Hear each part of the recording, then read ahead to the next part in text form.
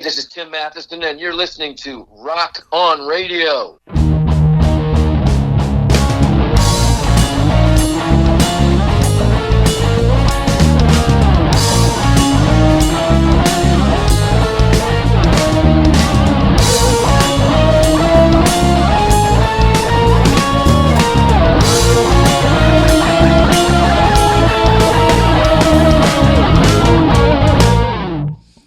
Well, that was nice of him. He recorded one, huh? Well, I talked to him again. Oh. Not only did he call Rock on Radio last week, but he called me in a race against time.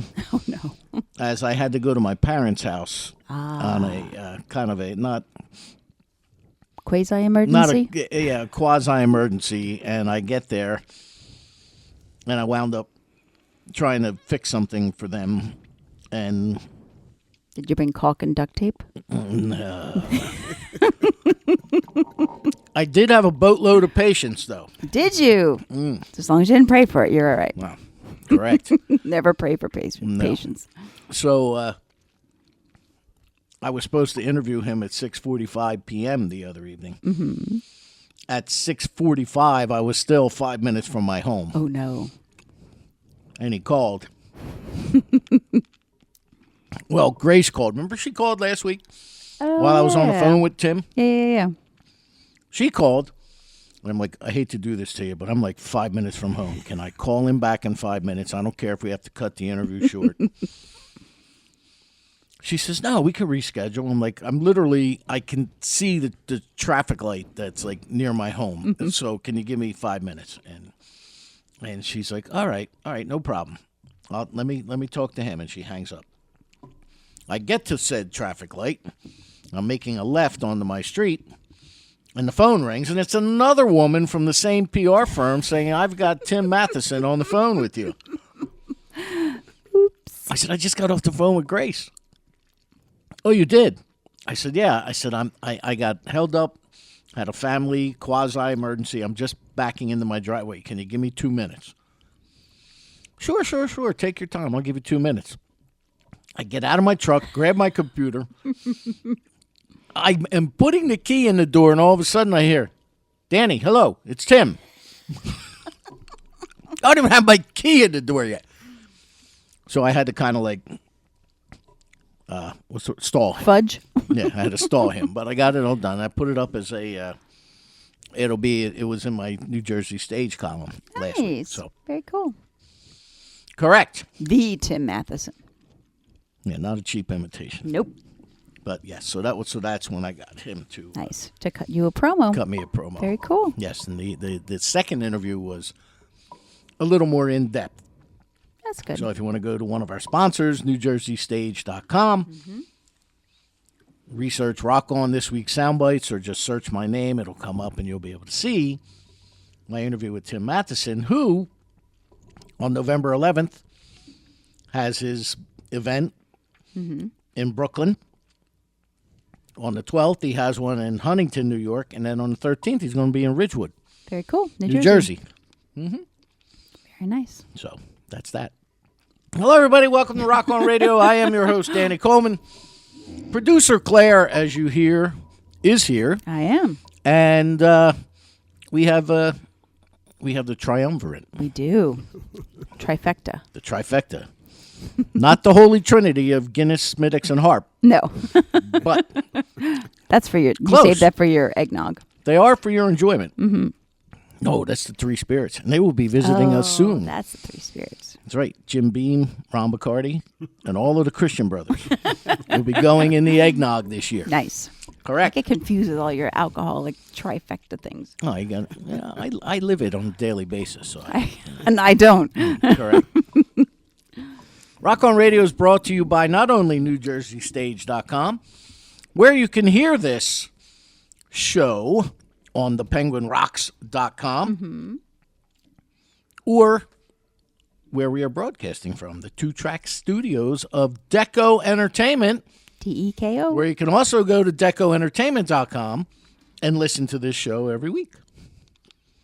Yes. The Penguin has a bunch archived. Deco only leaves the show up for a week. and then makes room for a new show. So get it quick. Correct. O'Connor's American Bar and Grill, the official caterers of Rock On Radio, and in particular, the Rock On Radio 16th Annual Christmas Spectacular. I know. That's exciting. Coming Which up. will be taking place at another one of our sponsors, Asbury Park Vibes. AsburyParkVibes.com. Located on Main Street in Asbury Park. You go there or go to AsburyParkVibes.com. Look for Doug or Diane, two top-notch photographers who have a great podcast. They do website bios, photographs, PR. anything you need for all your entertainment needs. That's right. Go to AsburyParkVibes.com. Did anyone ever tell you have a voice for radio? No. No. Oh well. Face for radio. Voice for print. But so,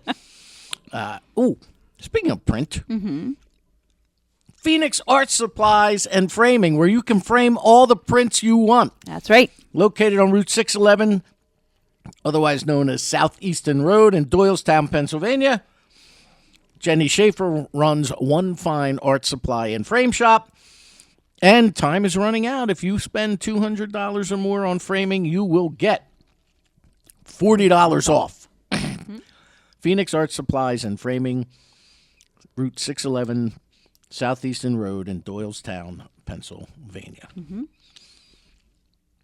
Cigar.Beauty, the official cigar provider of Rock On Radio. Because every radio show needs a cigar provider. Right? Wait for mine. You would think. Follow her on Instagram, cigar.beauty, or go to crownmajestyscigars.com and see all of the fantastic cigars that Holly has in her great Crown Majesty lineup. Good. Correct. Dee Dee's Lights. Dee Dee is the official chandler of Rock On Radio. She made the candles for our 15th anniversary show back in April. And she will make them again when I run out. But you might know. Do you know the band Strawberry Pie from the area? Yeah, of course. Yeah, that Dee Dee is our candle maker. Really? Yeah. She has her know own that. new line. Oh, She's so I'll cute. have to get some candles. And just between us, she also said that we outsold Gaslight Anthem. Really? We had we put in ordered. a larger order than they did. I don't know if we outsold them. I didn't sell any, but we had put in a larger order. I gave them away. Yes, you did. Correct. Old Heights Brewing, the official beer provider of Rock On Radio. So now we got cigars, we got beer, we have a caterer. And you have eggnog. Oh, there'll be plenty of that. That's at the Christmas Oh, Spectacular. at the Christmas. Okay. There and there's more to come. Oh. Old Heights Brewing is located West Ward Street behind Randy Now's Man Cave in Heightstown, New Jersey. Old Heights Brewing. Lillipies of Princeton, Yay. the official dessert provider of Rock On Now Radio. you're talking my language. Located inside the Princeton Shopping Center at 301 North Harrison Street. Jen makes hand grenades of happiness, and we eat them until we explode. True story. Very true story. Lillipies of Princeton. Who am I forgetting, Claire? I know I'm forgetting. Well, 3 years ago, Tina started Sinister Footwear. Oh, that's right. Yes, it's her third anniversary. Yep, and she's got some new socks coming out. Yes, Tina. So, yeah. Sinister Footwear. Go to sinisterfw.com and check out some of her crazy wild I'm actually socks. wearing my socks today. Which ones do you have on? My Snoopy? Yep, my Peanuts one.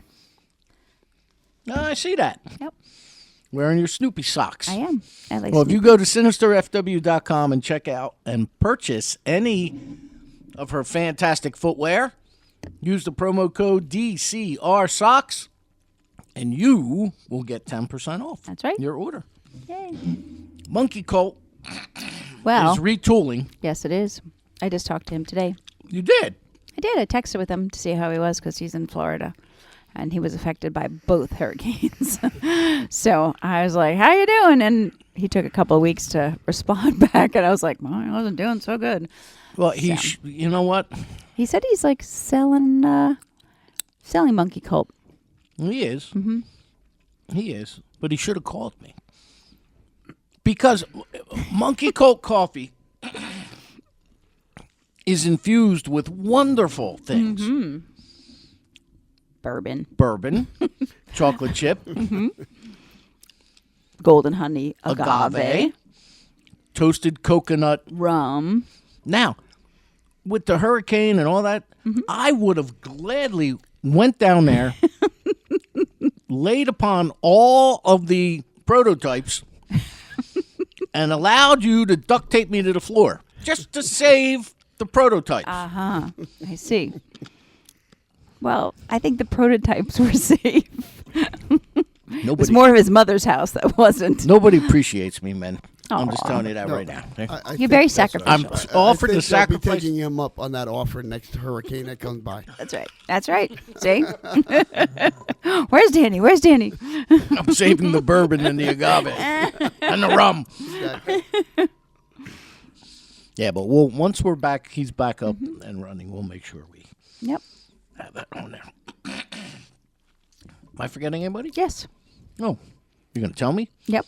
Please? Sandy Hall again. Oh, God, why can't I have got a mental block You about do. that? And she's a deco entertainment artist. I know. And she broke her foot or something recently. So she's kind of laid up for a while. I was unaware of that. Yeah, she posted it on Facebook. You know, Where every other good if she piece of was information comes my way. if she was Amish, it would be a lot easier because she wouldn't know whether we say anything about her. Right? They don't have electronics. That's true. That's right.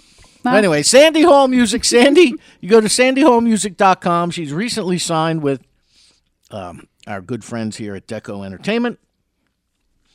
Her new album, Full Circle, and her other album, which the name is escaping me right now, they're both underneath the Deco label now. Oh, So she they got both of them. acquired her catalog. Nice.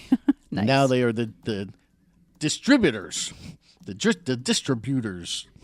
You okay over there? Yeah, I think you're too busy rescuing your rum. I should. I may have to have a sample of that when I go home this evening.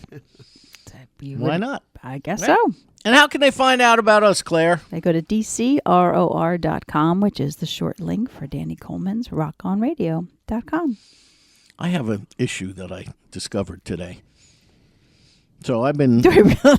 for the last. We are on air. I know. No.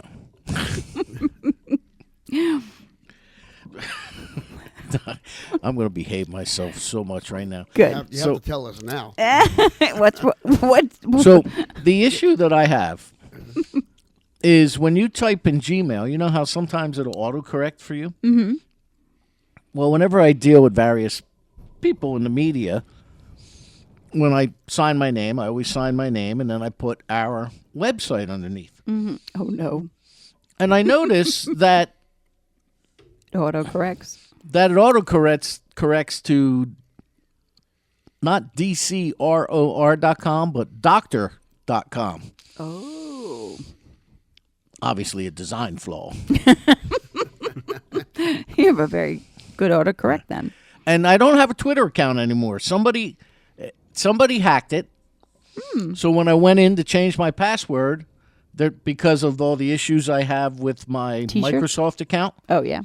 it won't allow me to access that password. And so they pretty much got me blocked out. And I got 8,000 followers on Twitter or whatever. No more. Oh, no. So you can't find me there. But you can find me on Instagram at Rock On Radio, all one word, all capital letters. And Facebook, Danny Coleman's Rock On Radio. 2. 2. So check that out. So now we can introduce our guests. Yes, we can. Doo-doo-doo. Now that we have babbled and for quite a while. That's right. Drum roll, please. Now, I have to, I'll introduce them and then I'll tell this story. We have Nick and Dave of The Gig USA. and we have Jersey Shore music icon, Mr. Eddie Testa. Yeah. Yes, sir. Hello, gentlemen. Hello there, Danny. How are you? How's it going? All right, now this is a funny story, which I could tell, or Eddie, you could tell it actually, if you want, because Eddie and I bumped into each other at an event a couple of weeks ago. Did you And hurt? he's like, Nick is telling me I got to come on your show, and I'm like, okay, who's Nick? Nick from the Gig, and I'm like, I got nothing, man. And for the life of me, I could not.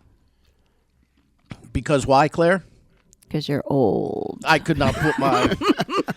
I could not put the two and two together. Right. And for that, I have already No, apologized that's to okay. you. I said to Eddie, he said to me, I ran into Danny Coleman. He doesn't know who you are. I'm going, listen, I talked to him a few months ago. I understand. I'll get back in touch with him. Because the Gig didn't sound familiar to me, and he didn't have a last name, so or we didn't use his. Well, it's last name. actually I took it and I started Googling the gig. I'm looking everywhere. I can't find it. Can't That's find it. encouraging. I like that. Yeah, I was looking all over. Well, it wasn't out yet, so you just said it went live. So So I when you told me that, Eddie, I mean, I have to apologize to you because for the life of me, now I know it's these guys. Right. But that night I was like, I'm not sure. Now, and of course, too, you were the first person. I had literally just walked in and saw you and Floyd. Right. That, she used to be the co-host of this show. That's how I know Christine. Oh. Gosh, I've known her since 2011, 12, maybe. I didn't know that. Yeah. Yep. So that's how I knew her. And so you have to forgive me because, A, I literally just walked in, and B, I hadn't even visited the bar yet. So, Right. I was kind of nervous. I felt like I caught you off guard. I was like, Well, that's easy. That's easy. That's very easy to do. Easy to do. I was like, well, okay, we'll figure it all out. give that man his whiskey. Well, what I should have, now I know. Let's go to the bar. I'll buy you There a you go. drink, and then maybe we'll have a conversation. That's right. He may not remember it afterwards, but you're Well, right. that's fine. Well, and it's kind of odd because when you go to events like that, which you've been to many with me over the years, when you go to events like that, you always wind up running into people that you have a commonality with. Just like you tonight in here. You and Bruce apparently have a mutual friend, Yes, right? yeah. That you were discussing. Cool and the gang had their own champagne at that event. Right, right. So I went over, and the woman was there, and she says, I said, oh, what's Cool got his hands into now? And she's like, Cool? I said, no, I know his trumpet player very well, though. And she said, oh. I said, and before I could get the words out of my mouth, she's like, Michael Ray? I was like, yeah, I've known Mike for years. Because he's a Trenton guy. And he's been playing trumpet for Cool and the Gang for 30-some years. He's come to the Christmas Spectacular Yes, he has, before. Brought his trumpet, did a whole brass version of a medley of Christmas tunes. Yeah, that was cool. You know? Yeah. But you wind up banging into or bumping into people that all this commonality with at events like that. Which is why it kind of bothered me that I couldn't put my thumb on you guys. Right, right. But you're here now, and that's good. And We appreciate. Thanks for having us. No, well, it's about time I got you in here there, Mr. That's Testa. right. I've been saying that to him, too. Because actually, I've spoken about you multiple times on this program. Because years back, and anybody that's listening is going, oh, God, here he goes again. Years back. Oh, God, here he Yeah, goes like again. her. Years back, I was playing drums for Joe Weimer. Oh, God, here he goes again. And we were doing the sandwich on the boardwalk late September when they had the bonfires on the beach in Asbury Park. Mm-hmm. And long short of it is Springsteen comes walking down the boardwalk. Shoots the bull with us for a few minutes and he goes on his way. Or we thought. He stuck around, he listened to our next set. And Joe used to do a lot of original music at that time, but she had also just done some of the backing vocals on that album he put out for the HBO special, The Promise, Yeah. Making of Darkness on the Edge of Town, right? So Next morning, I get a phone call. She's like, Coleman. I said, yeah. What are you doing? On October 9th and October 30th. I said, nothing if we have a gig. Why? What's up? And so she proceeds to tell me Springsteen hung out, listened to us, called the people, called John Eddy's people. John Eddy asked us to open up for him at Scooters and Hal with the Eddie Testa band. Wow. And that's the last, that's probably the last time I saw you, that person to person. That's how a long long time it's ago, been. man. Right. So, yeah. How many years ago you think that was? Oh, God, 30? at least 10. 10? At least. Maybe. I'm thinking longer than that. Scooters so? in Howell. In Howell, yeah, Route 9 in Howell, New Jersey. Wow, man, that's a long. I can't remember. Because it was right before John's drummer died. Lou. I can't remember what his name was, but because that guy, my very first gig there, very first time I ever meet him, and he looks at me and I said, "Is there any particular thing or way?" I said, "I don't want to rearrange your kit, but you're a lot bigger than me. Can I lower this and put it back?" Don't touch anything. And he turns around and walks away. 2 weeks later, I guess after, we played and he saw I wasn't going to destroy his drum kit. I come walking in. I got my own stands and all this stuff. I thought, screw him. Right? And he looks at me and he says, you can do whatever you want. Yeah. And then 2 months later, I think he died when they were out in Vegas. Yeah, man, that was horrible. Yeah. That's horrible. Bummer. But you guys are here because you have a really cool, the three of you, actually, Dave and Nick, you have a really cool app, and Eddie is the somewhat of the sacrificial lamb. He's the first guy, right? He's our kickoff. He's man. your kickoff guy. So Slaughtered, go ahead, tell us about He it. was our kickoff guy right from the get. This all came out of the concept that I came up with called the Gig, and it's the Gig USA because that is what was available on as I was looking for a website, the .com kind of thing. So we became the Gig USA. My buddy Dave Eldrick, who I've known since 5th grade, he joined me in this whole venture, but. Another friend of mine, a mutual friend of mine and Eddie's, actually, I grew up in the same neighborhood. I was looking for an opening act, someone to come in and do what we wanted to do. And he said, well, you got to go see Eddie Testa. You got to go see Eddie Testa. And finally I said, okay, fine. So I realized, I checked out Facebook. I saw where he was playing, went to go see him, check it out. And I'm standing there watching these guys play, and this woman comes up next to me and says, have you ever seen them play before? And I said, no, this is my first time. She said, oh, they're great. I said, okay, fine. So I went and I watched them the whole night, went and introduced myself afterwards, handed him my card and said, I want to do video with you. And he said, oh, okay, fine. So we continued this conversation. Make a long story short, what I was looking for was a group that had original music. And if you know Eddie and his band and what they do is they do great parties at wherever they play. I mean, they draw a nice crowd, but they mostly play covers. Little did I know that Eddie had this catalog of originals that was outrageous and a story. So I pitched him on doing our first concert. And basically what the whole idea was that we were going to produce this original concert. We were going to shoot it with multiple 4K cameras. We were going to record all the individual mics and instruments and remaster that audio for the video and to create live albums. That is what the Gig Live is all about. We are in the process of producing these shows that we will record live albums and we will put them out there. So Eddie says to me, what I really want to do, what I've wanted to do for the longest time is...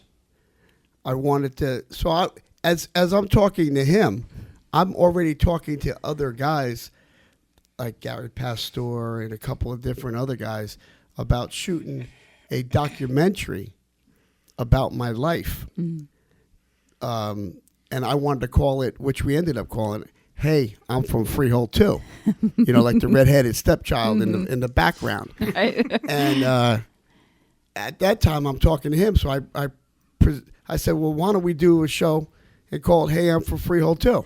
That I don't have to do the get involved with trying to get money, and we'll just shoot it a live concert, and we'll just do it from there. Mm-hmm. So that was the premise of the whole thing, because I'm from Freehold, so I said, hey, don't forget about me. I'm over here, So that and then he put it together. He rented the place, and we sold the tickets, and we sold out in like a day and a half. I think we sold all the tickets out, which was phenomenal. Where did you shoot it? In House Independence in Asbury. Okay. Oh, nice. Yeah. Oh, cool. And it was nice. It was sit down. Mm-hmm. I could tell the story. I was very nervous. Like if I was to do it again, obviously you do things different. Mm-hmm. But that's with anything, I think. Mm-hmm. But he had the production. They had the production down.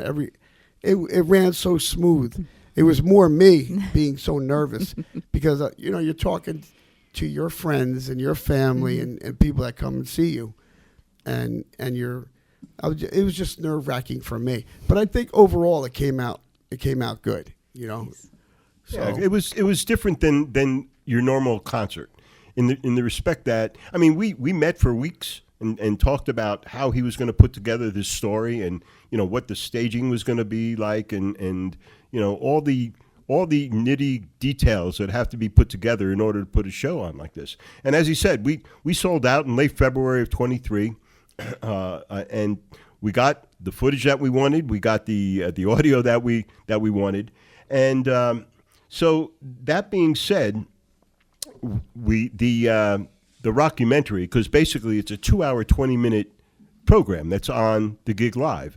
And you can go there and buy a ticket to see the show and all that jazz.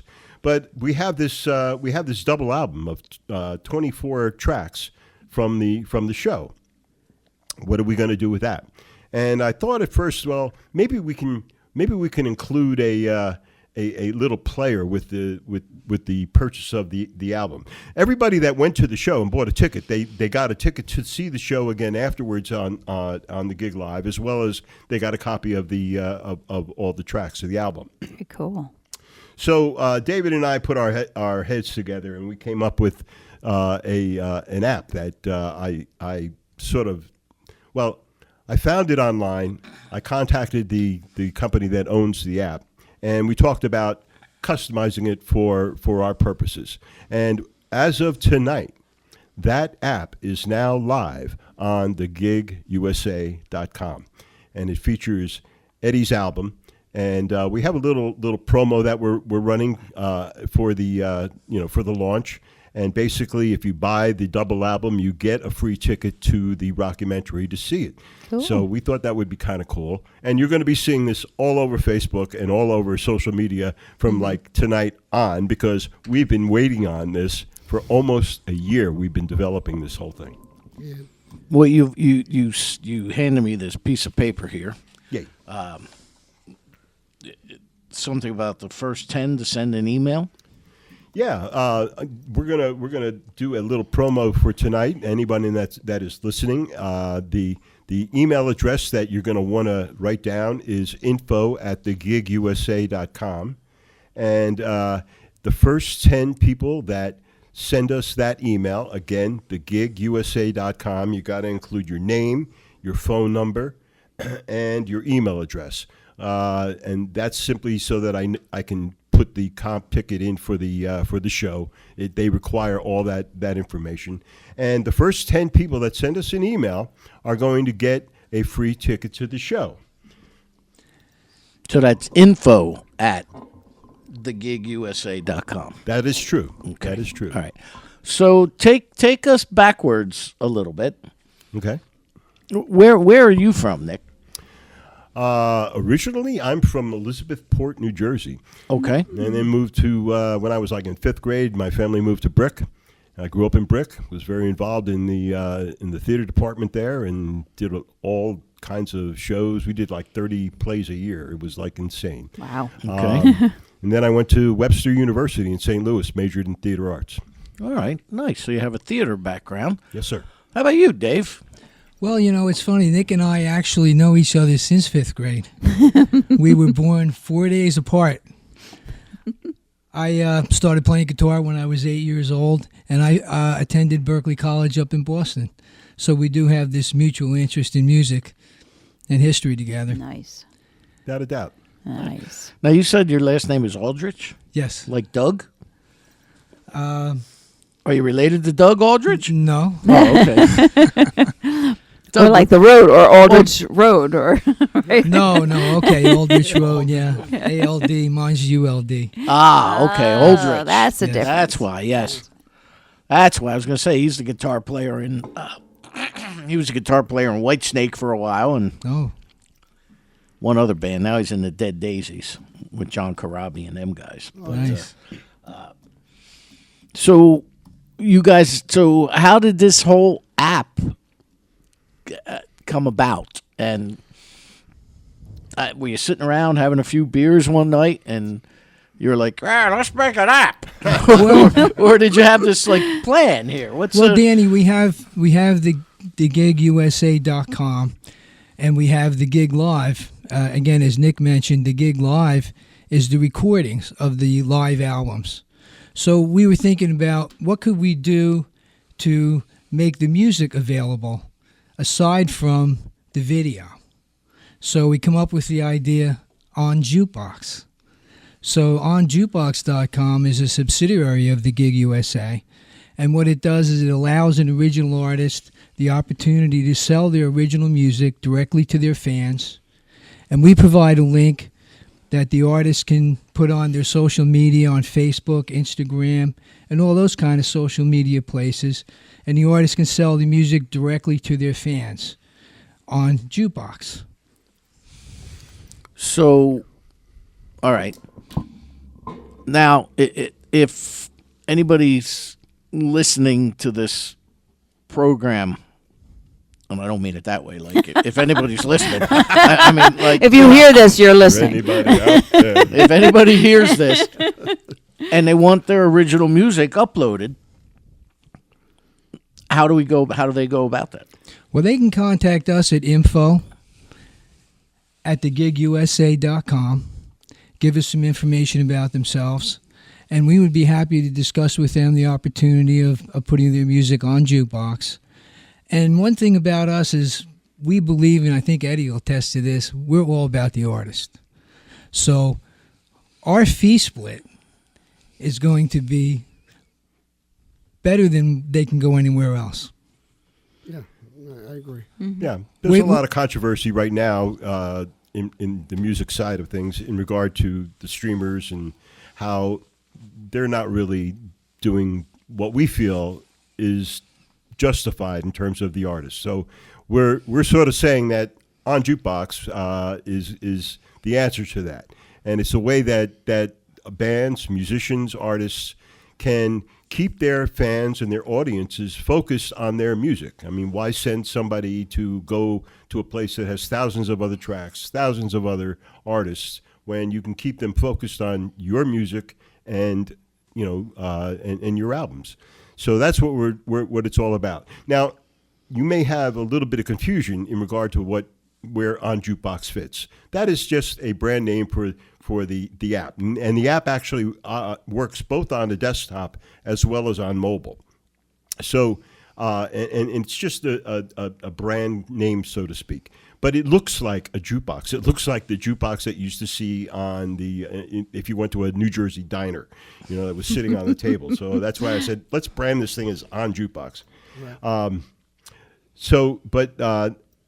To just clarify a little bit, the Gig Live is our label for original music. Eddie is on the Gig Live as an original artist for what we shot and what we recorded with Hey, I'm from Freehold too. I wanted to disassociate it On Jukebox from being a label because I wanted to talk to other artists that had back catalogs that may have some kind of association with the label or whatever. I didn't want that to interfere with what they might consider in regard to joining us in terms of On Jukebox. So I just wanted to throw that in. One other thing I wanted to clarify too.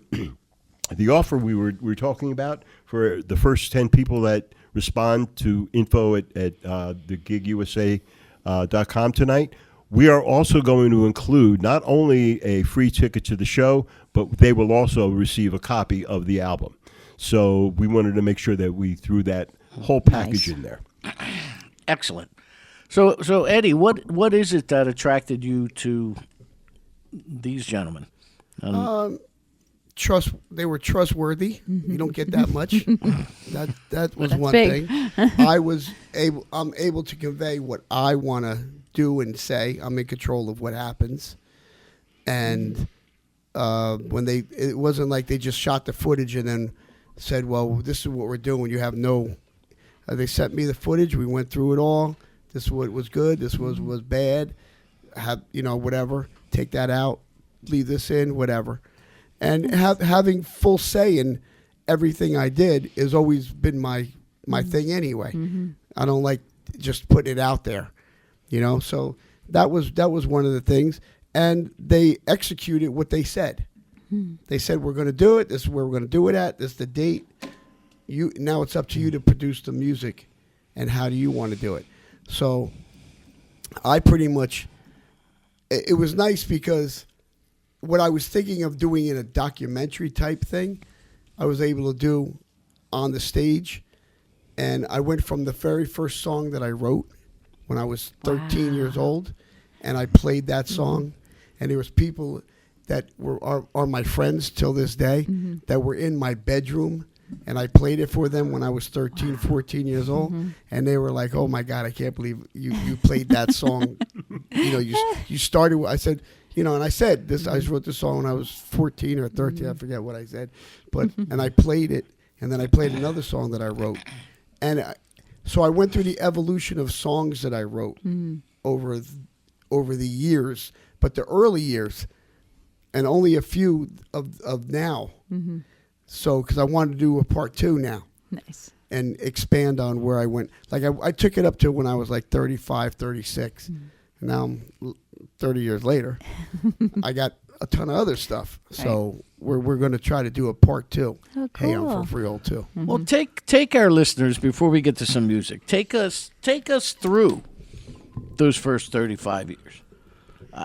How'd you get interested? Because I wasn't kidding when I said, Jersey Shore music icon. Oh, I appreciate You that. have played saying everywhere and anywhere, and either along with or opened with some of the largest names in rock and roll. And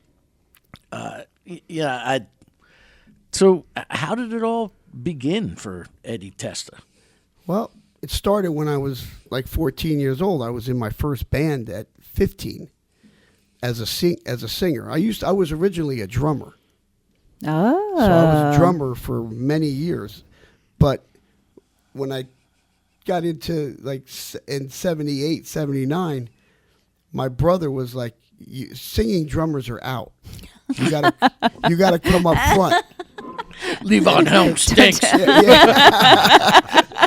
But it was going into the 80s, and all the singers were in the front. Right. And I wanted to be, Levon Helm, Don Henley, Phil Collins. Yeah. Those were my guys, And the guy from Grand Funk Railroad, I loved being behind the drums and singing. And my brother was like, and he was a guitar player in the band. And he was like, you got to get out. You got to go in front. And I was like, I'm not going to just stand out there and not know anything. But I knew a few chords. So I take the guitar and use it as my prop. Now, I could play original. At the time, I could play original music because that's what I was writing, my own stuff. But so I would just bring it out, and I would have to learn the songs as we were learning the songs, But I also, so my first band was a band called Grand Union, and they were out of Mattawan. And I played with those guys for like almost a year. And I was a little kid, and they were, grown men. And we just we did colleges and stuff like that. I had a big afro, and we did like dance stuff. And we wore pink bell bottom pants with a pink vest with black shirts. There's we a were picture. like disco. You don't have any footage of that, do you? I play with this guy Tony Pasqua, and I hit him up all the time on Facebook. I said, you can't find any of that stuff, man. I would love to see that stuff. Yeah. And So he says he can't find it. It's stuck in some. He doesn't know where it is, but I would love to see it myself. That's funny. So I started doing that, and then after I got out of that band, I started writing my own stuff, and then my brother was learning the guitar, so we would get together, and then it just evolved. When I was like 17, I just started doing all original. All I did was original music. Really? Wow. And then I never learned to cover stuff. I didn't want to do that. I wanted to do I never wanted to be a performer. In my heart, I always felt like I wanted to just be a songwriter. I wanted to write songs. Like if I would see you, I would say, wow, that girl's got a great voice. I'm going to write a song for her. Whether you were famous or not, I'd still do that. Like I'll say, oh man, I love Pink. I'm going to write a song for her. Pink doesn't know I'm writing a song for her, but I write the song. And I say, and I pick an artist in my head, and I say, I'm going to write a song for that person. And that's what I do, because that's what I like. I love creating. I love being in the studio. I love mixing it up. So I got a break. My friend was George McMorrow. You know George McMorrow, right? No. He's from Freehold, but he ran a bunch of clubs. He ran Big Man West. Oh, audio okay. stuff. Yes. All right. And George was a good friend of mine. So what had happened was John Eddie was playing on a New Year's Eve, and Sonny Ken was supposed to open up for him. And Sonny got sick. He got pneumonia. And George knew I was doing all original music. So they were scrambling around for a band. It's New Year's Eve, 2 hours before the show. Who are they going to get? So George says, well, I got one last shot. I could call my friend Eddie and see if he's available.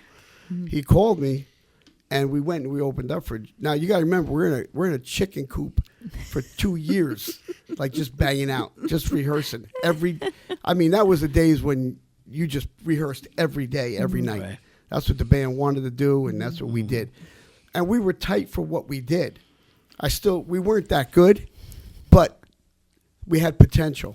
But George liked us enough to put our name out there. So we said, yeah, man, we'll do it. So we went and we did. We opened for John. And John and I are the same age. And he loved me. We fell in love with each other that night. The Pony fell in love with the band. And that was the start of my whole career going. That's cool. Because then the Pony was like, well, listen, we could have you guys open every Friday and Saturday, because first of all, the band wasn't that good, but we were good. We were tight. But it's different when you're in a studio or in a rehearsal. It's different when you play live, just as it's different when you go and record, right? So when you think you're great in the rehearsal room, and then you get out and you realize you're not that good. But so they gave us all these opening acts at the Pony. Every Friday and Saturday, we worked for the whole summer.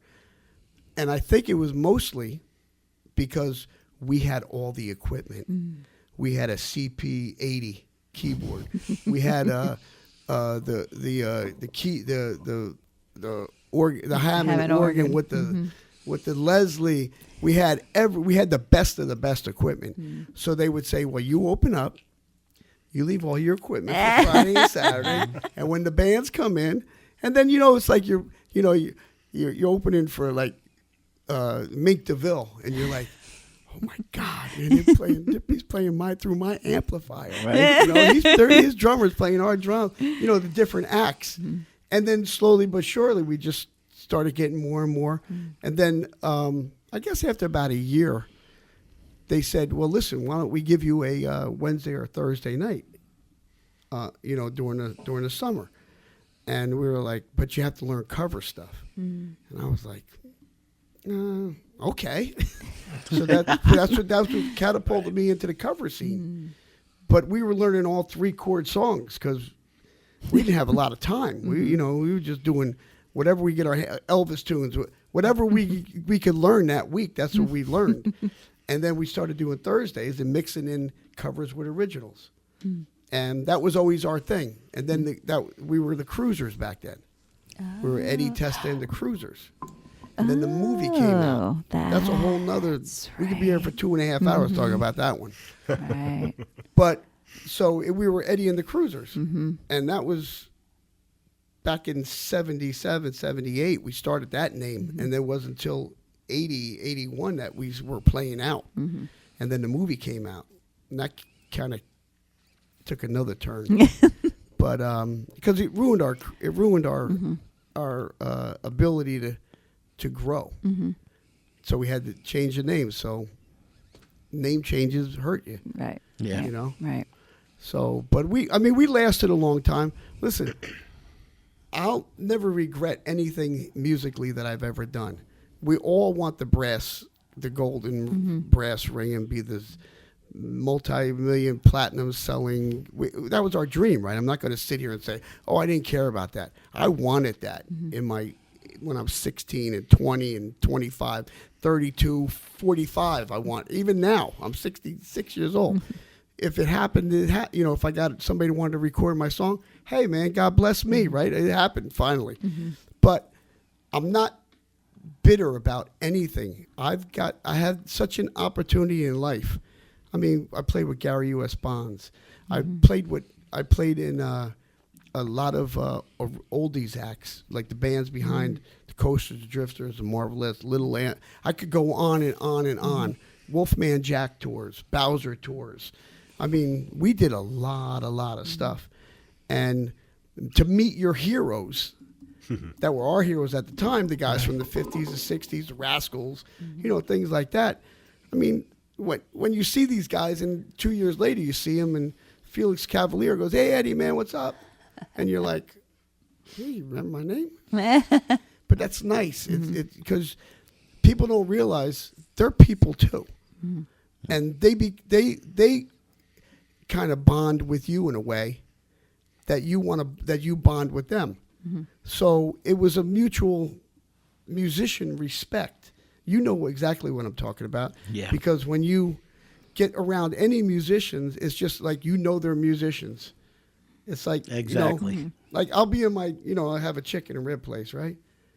So I'll be in my store and a guy will walk in and he'll say, "Hey, you play music?" Or I'll be like, "You play music?" Because I can just get that vibe, like and then we start talking music and I make another friend. Okay. So my life has been very, knock wood, man. It's been great because I'm still friends with all the people that I played with back in the day, and I'm making new friends and more new friends every week that we play out somewhere. I don't do as much original music as I used to. Like I used to do 50-50 every night. But the past 15 years I've just been doing like cover stuff, whatever, because it's like learning for me now because I really didn't delve into. I was totally against doing Bruce Springsteen music, honestly. I did 2 songs for 20 years. I did 10th Avenue Freeze Out and Glory Days. It's only 2 Bruce songs I ever did. And then this band, the guys were like, you don't do any Bon Jovi, you don't do no Bruce, you don't do no John Cougar, you don't. I was like, no, why? And they were like, you're on the Jersey Shore. That's what you got to play. And now I've embraced, listen, I love Bruce, right? I love the music. I love the South Side. I love that whole horn thing. I love R&B music. I love it all. So now I'm more embracing it. Now I'm to the guys. I'm like, hey, learn this song. We're gonna do it next week, and then we try it. And then if it stinks, well, we don't do it anymore. Well, first off, a couple of things. Number one, thank you, because you are one of the few over the 15 and a half years I've been doing this show who actually sat in a chair across from me and was dead honest. Oh. And what I mean by that is when you looked at me and just said, I'm not going to kid you, I want the brass ring.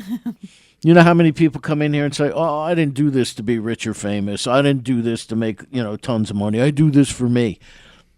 Baloney. You're so full of crap. At one point you wanted to tour. At one point you wanted to be famous. At one point you wanted to make gobs of money or have your songs in film and television, whatever it may be. So thank you. for being honest. welcome. Number one, and number two. So, who is in the band these days? Who's on this this recording? Oh, the recording I have. My drummer Ilya Stemkowski. Oh, no kidding. Yeah, you know Ilya. Yeah, right? I've actually done a few gigs with Ilya. Me on percussion with Jack Hoban and Rogues on the Run. Yeah. Phenomenal drummer. Yep. Yeah. Oh yeah. He's the Nice best, guy man. too. Oh yeah. I have the best guys surrounding me in the world. Honestly, I've always had great people playing with me, but these guys are totally into my music. They like, we'll be playing and they'll be like, let's do an original right now. I'm like, dude, they're all dancing out there. He goes, I don't care. Some of your originals are better than the covers we're doing. I'm like, no, I don't want to do that, you know. But Ilya's great. Then I have Ron Haney on bass. Ron's fantastic. John Farnsworth on saxophone. Jeff Hawkins on guitar. Neil DeSimone on piano. And in the show we did, I had Ilya's wife, Katie Locke. She did background vocals, and we actually did a duet that I wrote that we did in the show. And I had Marty Bound on trumpet. Okay. Nice. And Ellen Anderson on violin. And I think that was it. That was the band. Yep, that was it. It was billed as it was the subtitle is An Evening with Eddie Testa and His Band, because we wanted to differentiate it from the Eddie Testa band, out playing in one of the other venues. This was a special night, and it really came off as a special night. We also had Steve Trevelise as our MC. That's Oh, right. nice. Oh, nice. So Steve is a good friend of my wife's, who I became good friends with, obviously, because of my wife. And so he opened the show with some, jokes and stuff like that. And then when we took a break, he also went out and did some comedy. And he's funny as anything. too. He hosts the comedy shows at Catch a Rising Star in Princeton all Yes, the he time. does. Yes, Yep. yeah. And, Steve's a good guy. Quick funny story. When I graduated high school, I didn't want to go to college. So I began working for the Wall Street Journal. And about a year into that, I thought, nah, you know what? I want to be a musician, man. I want to do music.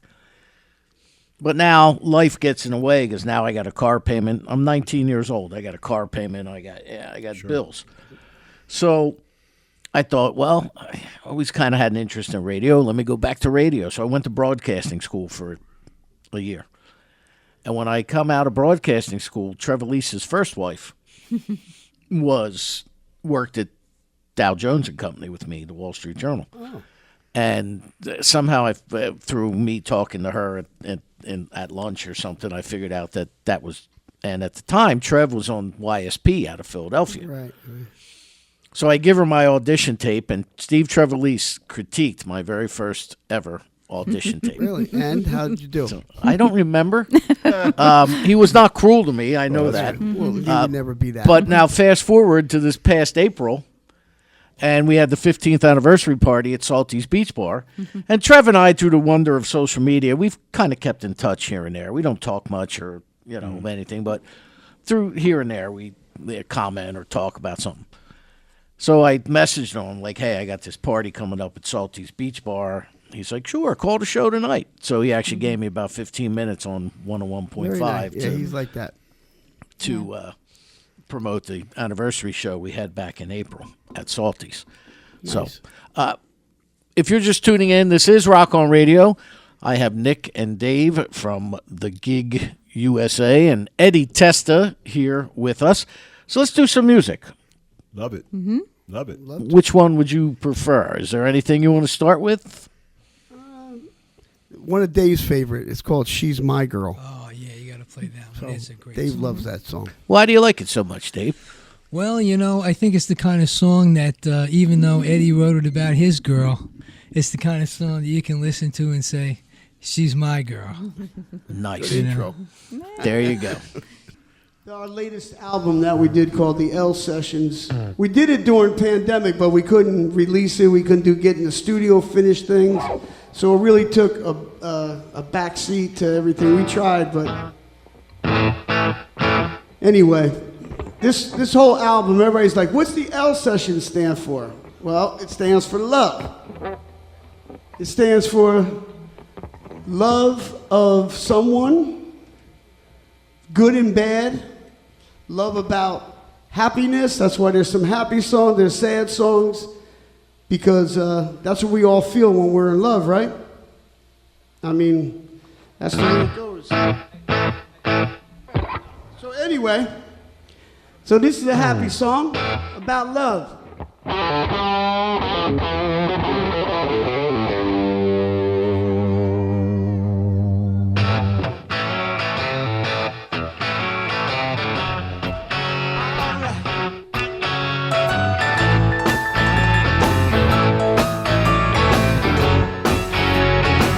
When she walks in my room, every man, woman, child stops and stares. You can smell her perfume, bring a single sweetness to the air. Well, now she walks like an angel, she talks like, but she don't act like no angel when we're alone.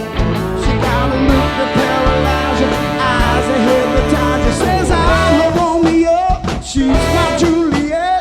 I ain't never met a woman that's better than her yet. She's my girl. Everybody, she's a fine girl. Oh, she's out of her mind, girl. Well, everybody, she's my girl. Well, the girl likes to dance.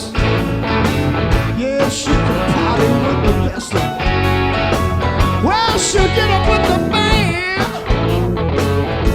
Shy with a few drinks in her hand. Well, now she grab a tambourine as the drummer counts for, keeping everybody crazy when the crowd comes for.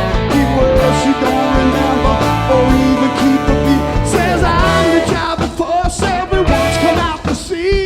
Everybody knows that she's coming home with me. She's my girl. Everybody, she's a fine girl. She's one of a kind girl. Everybody, she's my girl. Well, she's common and cold. Yeah, my favorite plays by on Saru.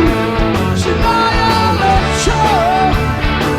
Oh, never live with no regrets. What you see is what you get. A woman like this man could have only been heaven sent. Oh yeah.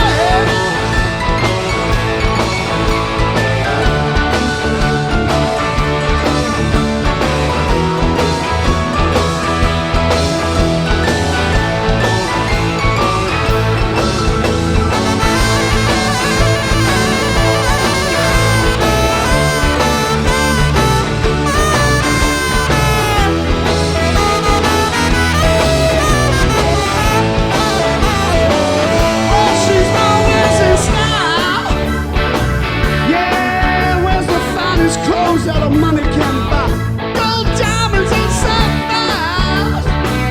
Oh, no, she never likes to boast, but she gives you beauty tips. Always make sure her nails match the color of her lip. She's my girl. Everybody, she's a fine girl. Oh, she's out of her mind, girl. Well, everybody, she's my girl. How you know that she's my girl? Good loving every time, girl. Oh, that bottle of wine, girl. Well, everybody, she's my girl. Woo!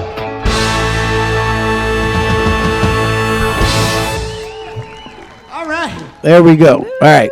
Bruce is here, and now he's gone. I'm not sure what he just said because I had my headphones on, but I imagine we have to lock up, Claire. Yes, we do. Okay. I got the sign. Once again, Bruce trusts us to lock up. That's right. No, He trusts me to lock up. the quote, not really, but But kind of. thank you, Bruce. Thanks, Bruce. Once again, we are here with Nick and Dave of the Gig USA and Eddie Testa of the Eddie Testa Band. So I don't care which one of you three wants to answer. Take us through the night.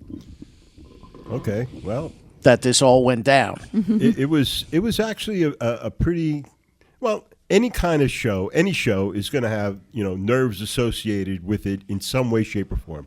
And we all just, tried to get things done. I mean, and things didn't happen the way they were supposed to happen.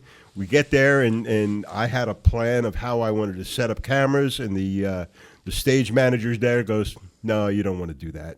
So I had to rescope out everything, and that all came down. Eddie wanted to have a monitor, a large screen monitor involved to show slides that we had prepared so that it would help in the story of his life and such. Well, we couldn't get the monitor to work. We had to call the company that we rented it from, and we eventually got that to work. And then it's like sound check and just all the things that need to happen. But I'll tell you what happened during the night. By the end of the night, they were dancing in the aisles. That's how it went. That's a good sign. Yeah. Well, that's what you shoot for. Yeah. And it happened, man. Well, we were thinking, well, it's a sit down thing, so it'd be chill. It'd be nice, everybody just chilling out, watching this, making it like a show, but a concert show. Mm-hmm. But then, like, people were getting wild. They were like, some people would dance, and people were like, "Can you just sit down?" They were like, "No, I'm not sitting down." We had to move them out of the aisle, put them in a, it was getting a little nutty. Plus, there was alcohol involved. There you go. So No, yeah. I can't imagine something like that. See, You'd be jumping on coffee with, your little rum. Your little my little rum. What the heck are you talking about? Agave, whatever, your bourbon. My coconuts are toasted. Dave, go ahead. What And is- you hear about people who go to like a Madonna concert, and while they're waiting for her to come out, you experience people talking about the energy, just the knowing that she's there. When people found out that Eddie was doing an original show, his fans, it sold out so quickly. There were 225 seats. We were turning people away at the door. People were coming. And the night was just electric. I mean, people they were coming in, they were getting ready. They were sitting down. There was excitement. There was just energy in the air. And when when Eddie came out, it was just like the whole place was just like It was a beautiful feeling. just beaming. It was just incredible. It was because we didn't think we would sell 100 tickets. You know what I mean? You always think, who's going to come and see something like this? Who cares? But I have enough friends and family and people who I never say we have fans, right? We don't have fans because everybody that comes and sees our band becomes our friend. Mm-hmm. We're inviting them to birthday parties and we're getting invited to their weddings and their kids don't know us, and here we are sitting at the table, like Eddie Testa's here with his wife, and these other people we met at while we were playing. Everybody becomes a big family. So down in Point Pleasant many years ago, this guy James Casserly, he took a liking to the band, and over the course of during summer, all of a sudden we became the Shell Peeps, and there was like 50, 60 of us. And next thing you know, we're all going to Nashville together. We're all going to Florida together, and like all these, and we still do it to this day. He has a Jupiter Fest, and as many people that could go. Of course, it dwindles down as the years go on because people can't afford it, can't make it that week or whatever. But they still come out. Like my friends, we call him the Point Pleasant Elvis. You know Tommy? Do you know Tommy Catawas? No. So my keyboard player, Neil, they have a band together called the Hound Dogs. My friend Jimmy Arcolio was in it. Okay, all right. And Gene Walk is in it. Mm-hmm. And Gene's wife, Allison, is one of the singers. And I think I think Heidi DeFrabrius, or I don't know how to say her last name, but you probably know her. They do the background vocals. It's just a fantastic. It's all Elvis stuff, and we call Tommy the Point Pleasant Elvis. So we try never to let anybody down. It was freezing out Sunday.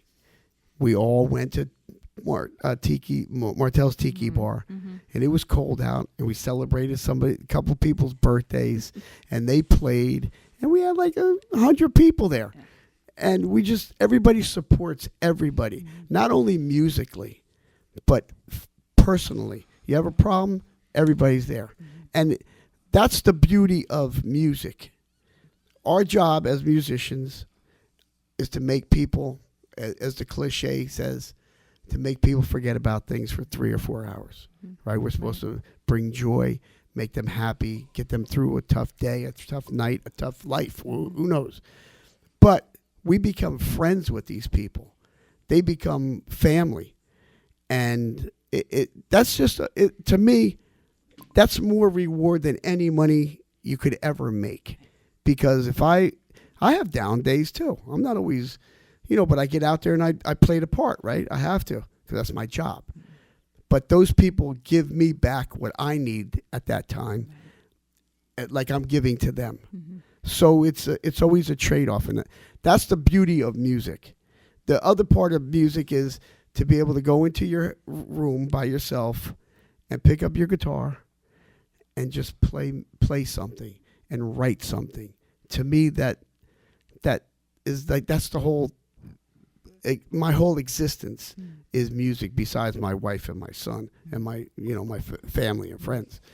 But it just, when we got into that room, I just felt the love right off the bat. I felt like I could do no wrong, which made it worse. The anxiety higher, because I didn't want to be overconfident, because as much as I'm always out there, I am shy. Like, I wouldn't just walk up to you and start talking. Hey, I'm in a band. Hey, I'm not that guy. Yeah. Even when I'm in my working environment, the store, I don't go, hey, come and check out my band one night. I don't even talk music, And but that night when we were doing the show and everybody was filling in, and I was looking back there, I'm sick to my stomach because I'm so nervous. You want everything to go right, and some things did go wrong during the show. I wanted to use this special guitar that my my son got me, and I go to play the guitar, and it worked in sound check. It didn't work when I went to go play it. For the film, and I was like, well, now I'm really sweating bullets. You know what I mean? Because now the guitar's not working. But still sounded great though. It went. Everything is the way it was supposed to be, right? And it was what it was for that night. Then if we do another one, it'll be a little better. It'll be a little less nerve-wracking, because we already know how to get rid of some of the kinks that we've already done. Eddie, tell them about, we did do it again. Huh? We did it at the Lanes. Oh, we did, yeah, but that was different. That was different. We did that with Gabby, right? That was the night with Gabby. Gabby. Cinque. What he's actually talking about is we're hoping that we're planning to have a we're going to call it Songfest, and it's going to be an original day, and we're going to have hopefully up to as many as 8 bands come in and do an album, and we're going to shoot that, and we're going to record it, the live situation. And so what Eddie's saying is he's going to wing it. He's going to produce a whole new album, and we're going to do it live rather than studio and then perform. He's going to take that step and make that happen, which is really cool. So we're going to have an announcement about Songfest coming up sometime, probably in March. And so there'll be a lot to talk about as far as that's concerned, without a doubt. Excellent. Well, you also have an announcement here with the first 10 people to send an email to info@thegigusa.com. We'll get a free ticket to see this rockumentary. Yes, sir. Which is featured on thegiglive.com. And it's Eddie's Now, is it just a show, or are there interviews to go along with it? No, it's a rockumentary. It's a documentary presentation of the concert of that night. Nice. And they will also get a copy of the full album. But that would have been a good idea to do some interviews and then do the music and then have little cutoffs of certain things. So you should keep that in mind. Part 2. Do we got to pay your royalty though? For that idea? throw me a eggnog. Eggnog. The eggnog. Eddie mentioned before that he saw multiple versions of the video as we were editing it and creating it and going through the whole process. But I'll tell you what he said when he saw the final version. His first comment was, "It's better live," and he's right because that became our motto. It's always The better energy's live. there when it's live. Yeah. That's the Right. difference. Of course. As opposed Well, to the studio. I don't know if any. I don't like looking at myself. I don't like hearing myself. I'm very like people go on Facebook. Did you see what you sang that? And I was like, I'm not going on there. Ilya's always calling me, I lived it. and he goes, you got to check out how you did that, and he'll send me things that I did wrong too, and I won't watch either one of them, whether they're good or they're bad. But he sends them to me anyway, and I'm like, I'm not watching it. I hate listening to myself, and I hate looking at myself. So. It's funny. I lived this once. It's hard for me to listen again. Oh yeah. The same way. Yeah. It's like he's like, "Did you hear the show?" And I'm like, "Well, I skipped around." Yeah. I Instead of just coming out and saying, "No, I don't listen." All right. At this point now, I say no. I didn't listen. Yeah, it was hard. It was hard watching and trying to edit and critique yourself because your first thought is take that out, take that out, take that out, take that out. No, don't do that. Take that out. No, cut to that and get rid of that little thing. I like the way my head was turned and stuff like that. But then after a while, it was like, hey, listen, man, I am what I am. I am who I am, and nothing's perfect in this world, and I'm far from it. So let it roll. What's funny about that was this show was live for the first 12 years, 13 years. This show was live. Sunday nights. Never once, and I mean never once, did I go back and listen to the show. You know, You lived because it. I always had affiliates. Exactly, because I lived it. Now, though, I find myself having to listen to the show, not only because I have to edit it and so on and so forth, but if I'm very lucky that I have 2 reliable sources that air this program and then another 10 affiliates that'll air it the rest of the week. But previous stations that this show was on, I'm telling people to go there. And next thing you know, I'm getting texts, I'm getting calls, emails, Facebook messages. I thought your show was on tonight. I got people trying to tune it. So now I have to start listening. Not now because these guys are great, but previous stations I had to go to. Like, how come my show's not airing? You know. So that's why I would always listen to it. But let's do some more music. Yeah. Good. Definitely. Do we have the song that you opened up in the second part of the show? I don't even remember what that was. Well, you know, the wonderful thing about this rockumentary is every song that Eddie sang, he introduced and he told a little story about it. And it was about his life and the songs he wrote. Now, the first song of the second act after the intermission was a song about people he had lost in his life. And while he was playing this song that he wrote, there were pictures coming up of people in his life that he was singing about. What was the name of that song, Eddie? Time to Say Goodbye. Time to Say Goodbye. Do we have that? That was really nice. No, that was not. But that's a wonderful. Anybody who does want to see this rockumentary, I mean, it's touching, and the whole rockumentary is like that. Is these touching stories that Eddie tells about the songs he wrote. I tried not to tell. I didn't want to be like a Bruce Springsteen telling stories before. But some things had to be said. So you do have to interact with the audience of some sort. You just can't bang out song after song after song. And it was about my songwriting and band journey, right? So I had to tell a little bit of stories, but I didn't want to overdo it. But I had written that song, "Time to Say Goodbye," as a thing for people to know that someday when I am gone, how I feel about them, or how I felt about them now that they're gone. So that's why I wrote that song. Do you think that's a singer-songwriter thing? Because Absolutely. it kills me when you go to places like our good friend Janet's Cafe Artiste, right? And they got 15 minutes. So rather than get up there and play 3 or 4 songs in 15 minutes with, minimal talking, they get up there and they feel they have to tell this 10-minute story out of their 15-minute segment. Right. And it's like, just play the music already. Right. And then I notice a lot of the singer-songwriters, particularly from the Jersey Shore area, when they go electric with a full band, they kind of still think they're singer-songwriters, and they feel like they got to tell this big story about the tune. Right.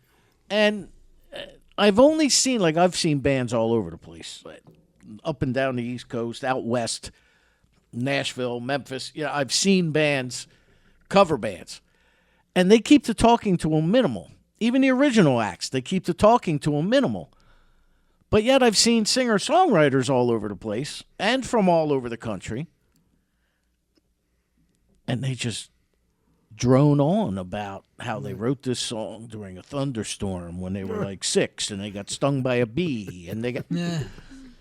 So, do you think that's a Jersey thing, though, too? Because a lot of the Jersey bands will sit there. Now, I'm not I enjoy it if it's kept short to the point. Relevant. Yeah, and relevant. Yes. Right. Relevant, yes. I think it's important if the audience is focused on what you're saying and what you're talking about, and they're there to hear a story about how you wrote the song. I could write 900 songs, and 800 of them are going to be about some girl, right? And a lot of them are. But if there's some that touch you, like this song that I wrote, "Time to Say Goodbye," that I felt I had to explain because I was singing it to tell those people that someday when I am gone, this is how I felt about you. So in that, I guess it's fact sensitive. So if the song means something to you to tell the people out there what it's all about and how it should affect them, then maybe yes. But to tell a story about me meeting some girl on the beach and, I was walking down and it was dark and, going into some lengthy thing, that to me, it doesn't, I wouldn't do that. I would just say if it's meant for certain people or all the people that are listening, that this is how I'm feeling about you, and this is how I hope you guys feel about each other, then I think that would make a reason to tell a story. Especially if it's about you. So, I mean, it's your story. So Right. that's nice. One Do we song have that that we song? did bring. No. I'm sorry. One song Okay. that we did bring is "Let Me In." It has the same kind of vibe as what he was just explaining in regard to the Yeah. dedication song that he did. All right. I got that one. Okay. All Here's right. Eddie Testa Band from the rockumentary. Hey, I'm from Freehold too. And let me in. This next song is about somebody that you love, and they have some issues, but they don't let you in to help them. So I wrote this song. It's called "Let Me In."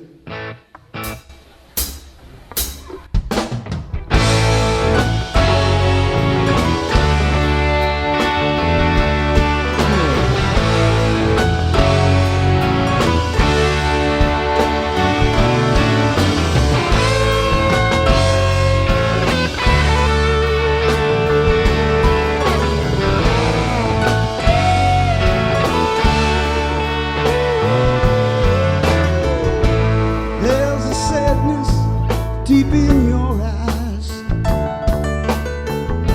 a loss of hope that you can't disguise. When you're huddled in your bed at night, waiting for the morning rain, another day comes on, but still you feel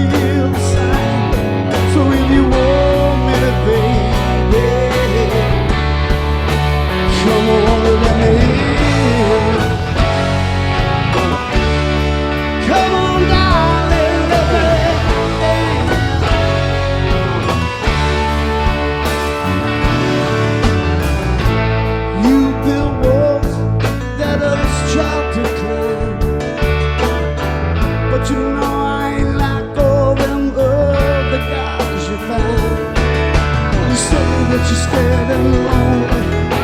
Broken and red, the pounding of your heart. You could barely catch your breath. So if you want me, baby, come on, let me in. Come on, baby, let me in. Come on, darling, let me in. To a world with so much pain, I'll put out all your fire and unlock all your chains. To be the one that stand beside you, to be the thing that hand that guide you, to let you love me through the night. Baby, let me in.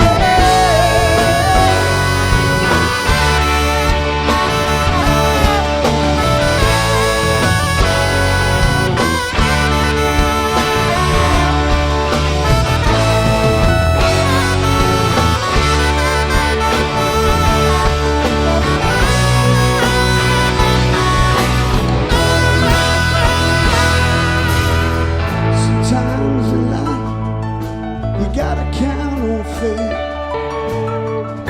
Another hand to help you carry your life's weight.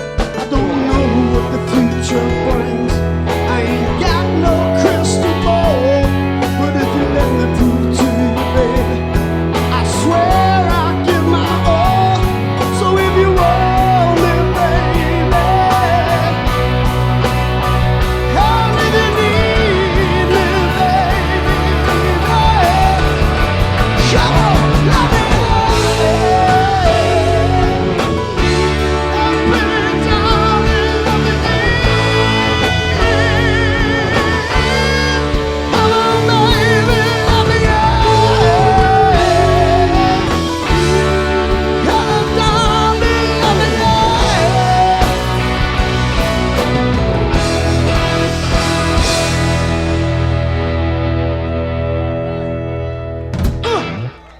I mean, of course, we got everybody knew George, but Eddie Testa. Yeah, I'm drinking to you, Eddie. How's that? all right. I'm drinking to you, Cheers. Yeah. Once again, Nick, Yes, sir. the Yeah, definitely. Just wanted another note. If you didn't make the top 10 people that responded with your email, we have another offer for you. Everyone who responds by sending an email to info@thegigusa.com will get a coupon for a half-price ticket to see the show. So, again, we need your name, we need your phone number, and we need your email address, and that is simply because that's how the streaming platform that we use needs to send you all the information that you need in order to see the show. So take advantage of this. Tickets for that show are normally $10. This coupon will get you in for a half price. Nice. There we go. And that's at the Gig Live. USA, The Gig Live. That's is at the Gig one. Live. Yeah, Yes. The Gig Live. GigLive.com. giglive.com. Website Correct. wise. Eddie, what are your websites? EddieTestaBand.com. Okay. info@EddieTestaBand.net. That's about it. And I'm on Facebook All right. under my own name, under the Eddie Testa Band, under Eddie Testa. So Friends of the Eddie Testa Band. It's Sorry, been it's the been public group. Yeah.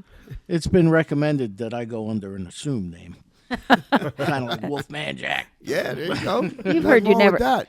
You heard you never. There are assume. sometimes I walk out of here. I ask her to start the car. Here, start my car. Will you? I'm not sure.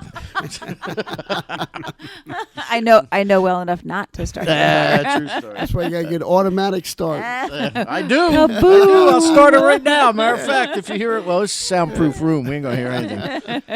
So This is a great studio, Danny. Yeah. I mean, this I is guess fantastic. this is fantastic. I heard Bruce telling you that this is where the rock band Angel Yeah. rehearses before they go on tour. Because do you know Charlie?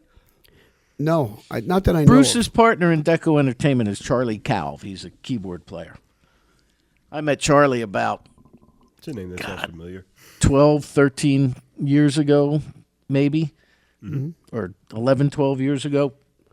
He was in a band with Kenny Aronson, Billy Leahy, and or Jimmy Leahy. I'm sorry, and Chandler Mogul was the vocalist, who was the vocalist in that Foreigner tribute band now, Double wow. Vision, I think. And they came in, and they were in studio.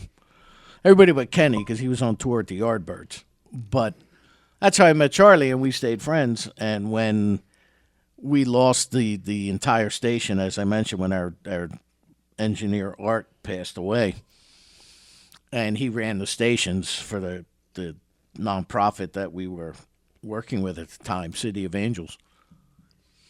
Charlie and Bruce were kind enough to allow me to set up shop here, and it's just a magnificent space. This is wonderful, man. great. Yeah. I don't want to leave. I don't blame you. I don't blame you whatsoever. So how did you go about picking the tunes Picking the songs. that you played at this event? Yeah, that they can now hear. So I did this CD called the L Sessions, and it was you write about a girl or infatuations or whatever, and I called it the L Sessions, and I said, I just wanted to be some R&B stuff. I don't like to pigeonhole myself that I'm a rock guy or I'm an R&B guy or I'm a country singer or I'm a soft rock guy. I like to do everything because I'm a songwriter. I can write anything. And I said, I'm going to do one that's all mixed with a little bit of everything. And that's what I did. So I did the L Sessions. And then when the idea of, hey, I'm from Freehold 2 came into my head, before these guys even came to me, I was like trying to pitch it to guys that were actors. Like I said, Gary Pastor, Artie Pasquale, Lou Martini. They were all like from The Sopranos, and they're on TV shows and stuff. And I said, well, you guys write. Why don't you write something? Like we write together. And they were like, yeah, let's do it. But now you're talking big production. You got to find money, And then these guys came along and they said, hey, you want to do a video? And I said, hey, yeah, man. It'll be easier to do the video and just do, hey, I'm from Freehold 2, and do from the time I write, from when I was young until whatever point we get to. Got to find money. And I just think of how, did you ever, on a rare occasion, you ever look down and there's like $1 bill or $2 or something laying on the ground, and you look around like, anybody see that? Put your foot down on it. It's a lucky day. Then you pretend to tie your shoe and pick it up like somebody's going to come up to you and say, hey, that's my $2. Yeah. And I didn't want to go through all that. I didn't want to go through the hassle of trying to find money, put my own money up. I didn't want to do it, and this worked out perfect because it could still tell the story with the musically, right? Well, that's why I asked about Dave about the rockumentary, because any rockumentary I've ever seen, there's always I just off the top of my head because I'm familiar with it. Led Zeppelin, The Song Remains the Same. right. Back then it was a concert film. Right.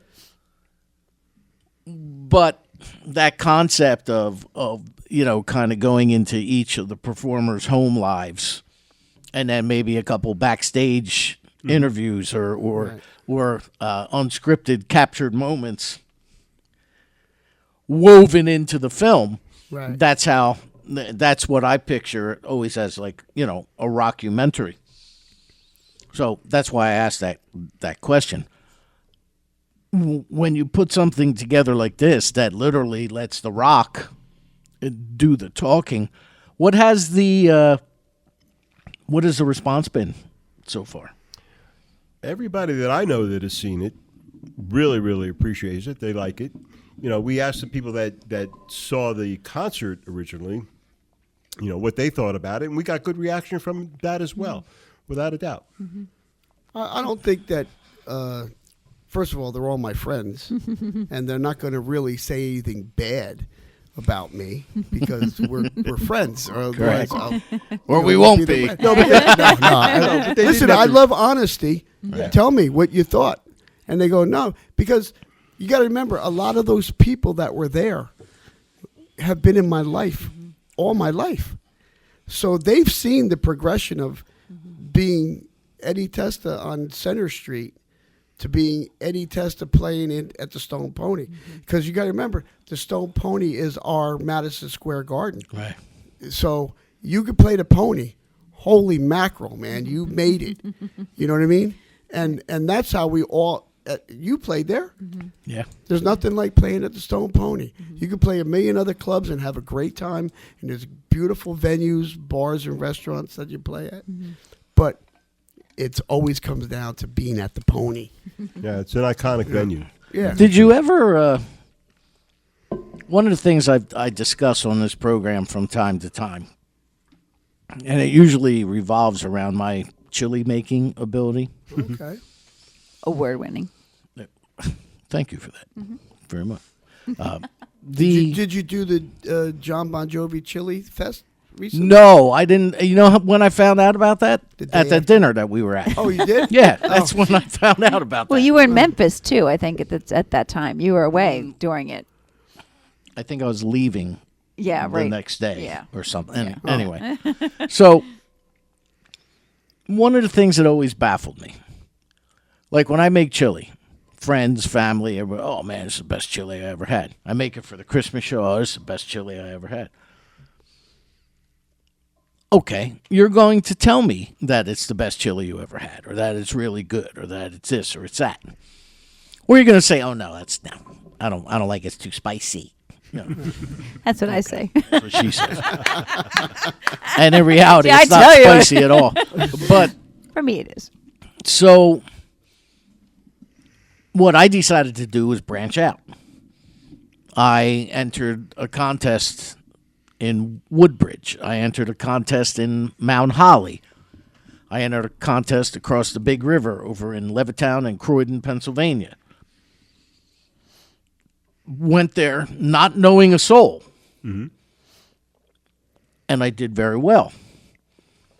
So now I could think to myself, okay, I got something here. It's not just my friends and family saying, hey, this is really good. Exactly. There are a lot of bands from the Jersey Shore area who knock them dead, the Jersey Shore area. And not just the Jersey Shore. I shouldn't say that. I shouldn't pigeonhole it that way. But a lot of bands are very happy in their comfort zone because their friends and family say, oh, you're wonderful, you know. Which is a funny story. I had a guy when this show first started and back on AM radio 15 years ago, came in and he was not the best. I thought, oh boy, you know, he was not very good. But as far as I'm concerned, everybody deserves a shot, man. If you got the guts to do it, go ahead. Right. So I had no problem with him coming on, but he kept telling me throughout the show how his family just tells him how great he is. And I'm thinking, okay, you know, that's because they're your family. So when a lot of bands are in their comfort zone, they don't want to step out of that box. They don't want to go to New York City or Philadelphia or Atlantic City or, you know, Western PA or Hershey or something where they're not popular. Right. To actually test the waters. Now, you, Eddie, you wouldn't have a problem with that because you guys are fantastic. Well, And I'm not just saying that because I know you. I'm saying that because And I you're appreciate freaking that. fantastic. but you know, when you do play down the shore, you get a mixture of people that don't know you. True. And some you'll never know what they feel or what they're feeling or what they think about the band. We could be just another band. I just saw a band. Oh well. But if you could tell, we know who comes and sees us. And we know when there's newbies there. And we know that if we grab them in, that we've done our job to entertain, because your friends are always going to dance. Your friends are always going to pat you on the back, and they're always going to love you, and you're always going to love them, and that's just the way life is, right? But when you meet new people that come, we have people that come from way up North Jersey that come from Ohio to come and see the band, and they plan their vacation around us in the summertime. So when you do that, it kind of says, okay, we're doing something right. Exactly. So That's what I said. You have nothing to worry about. Well, no. You always got to be on your game. We all know that, right? Yeah. Well, But- of course. But it's just that as you get older, you want to travel out less and less. I don't want to drive 3 hours somewhere to play Right. to make $200 or $150. I just don't want to do it anymore. And we're fortunate enough now to be able to play and be local and still bring people to see the band. Right. But on the same, on the flip side, we are very fortunate in New Jersey to have great bands. Yeah. I just came from That's true. Nashville. Yeah. There's great players down there. I'm not going to say they play 4 hours with nonstop, and these kids are killing themselves and having a ball. But they're playing for nothing. But they're great. They're great players. So when I love expanding and seeing other people. I love being an elder that people say, hey, man, this guy's playing. He's 66 years old. He's still doing it. I go see somebody. I try to learn from them, whether it's a 19-year-old kid or if it's a 70-year-old man still doing it. There's something to learn all the time. And I've learned a lot, like I was saying before, from these oldies acts. Those guys, I've had the best lesson. I wish I could write about a book about the lessons I've learned from all these different guys from since I've been 15 until now, because I still learn. I mean, if you ever see our band, which you've seen us, we roll one song into the next. There's hardly no dead time. Number one, I don't like to talk.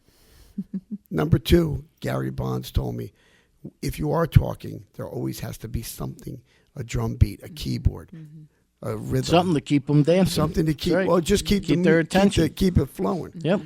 And I learned so much from Gary. Those are things that you can't put a price tag on. Right. And then little by little, you learn what this guy did and what that guy did. If you could be an observer and learn from the people around you, whether, excuse me, whether they're major stars or they're just bar bands. You ever go see a bar band and you see the one guy in the band, he's just having so much fun. I want to be that guy. I want to be the guy that walks on the table and has no inhibitions about anything. I never will be that guy, but I would like to be that guy. You know what I mean? Well, let's do some more music. All right. What else would you like us?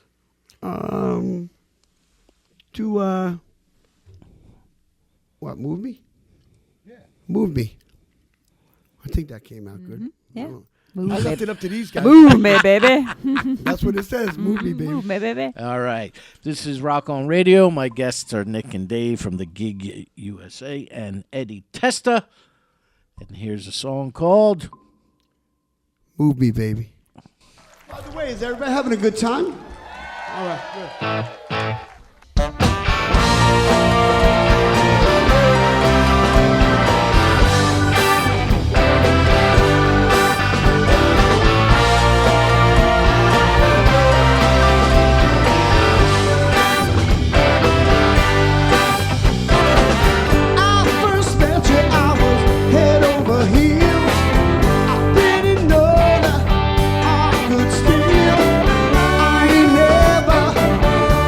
Never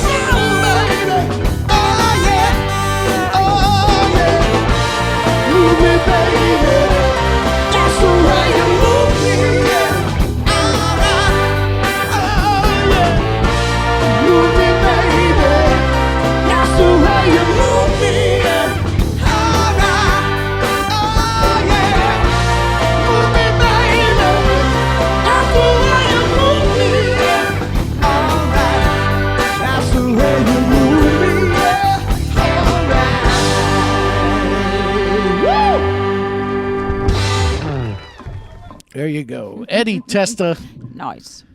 Move Me, baby, here on Rock On Radio from the rockumentary. Hey, I'm from Freehold 2. And it's live on The Gig Live. thegiglive.com. So, Dave, you're like a man of very few words over there this evening. So that tells me one of two things. Either you're a little shy, or he's the money man. Which one is it? Yeah. Shy. He's the banker. He's packing. So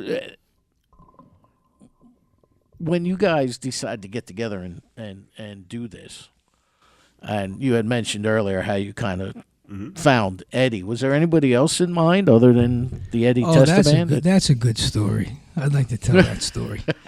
Nick had gone to see Eddie, and when we started to get together with this idea, remember we went to see a couple of different bands that had different genres. Different genres of music. And Nick told me about this guy, Eddie Testa. Now, I had never seen Eddie before. This is only 2 years ago. Yeah. So we went to see Eddie, and we saw Eddie on the ocean in Long Branch. Remember that, Gay? Mm-hmm. Great show. We went to see him. And when you play on the ocean, there's no bouncing of the sound. It just came straight out, And this gig was just unbelievable. And that was such a great gig. We came up and we said hello later. And after that show, we talked. And I remember saying, this is the guy.